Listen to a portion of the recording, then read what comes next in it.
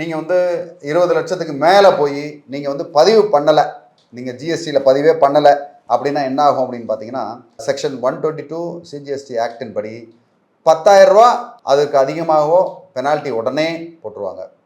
கூடவே வேறு சில சமாச்சாரங்கள் இருக்குது. அது மட்டும் இல்லாமல் செக்ஷன் 132 படி சில நேரங்களில் அது ஆஃபீஸரோட டிஸ்கிரிப்ஷனு, இன்டென்ஷனல் ஃப்ராட், வேணும்னே ஃப்ராடு பண்ணாங்க, அடிக்கடி தவறு பண்ணுறாங்க, ஹேபிச்சுவல் கிரிமினல் மாதிரி அவங்கள கன்சிடர் பண்ணி சிறை தண்டனை கூட கொடுக்கறதுக்கு உண்டான வாய்ப்பு இருக்குது. இதில் ஒரு சில பேர் அந்த காம்போசிஷனல் ஸ்கீமை வந்து தவறாக பயன்படுத்துனாங்க அப்படின்ற மாதிரி பெனால்ட்டி கூட வரும். ஸோ காம்போசிஷனல் ஸ்கீம் அப்படின்னா என்னன்னா, சின்ன பிஸ்னஸ், சின்ன வணிகர்கள் வந்து பார்த்திங்கன்னா அவங்களுக்கு வந்து லாபங்கள்லாம் ரொம்ப குறைச்சலாக இருக்கும். 1.5 கோடி வரைக்கும் டர்ன் ஓவர் இருந்தால் அது வந்து காம்போசிஷன் ஸ்கீமில் கம்மியான டேக்ஸ், ஒரே மாதிரி டேக்ஸ் வரதுக்கு உண்டான வாய்ப்பு இருக்குது ஒரு சில கேட்டகரியில்.